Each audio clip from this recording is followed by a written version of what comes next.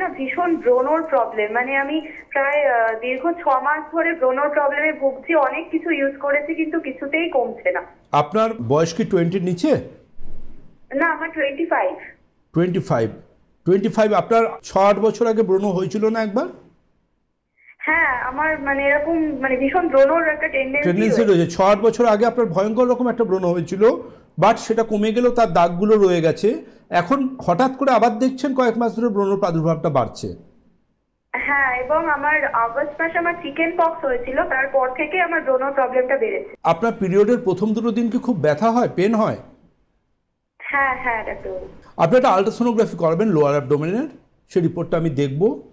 এই মোমেন্টে প্রয়োজন নেই, বাট প্রয়োজন হতে পারে আপনার luteinizing hormone, T3 T4 TSH, FSH বা ফলিকল স্টিমুলেটিং হরমোন এবং প্রোল্যাক্টিনের।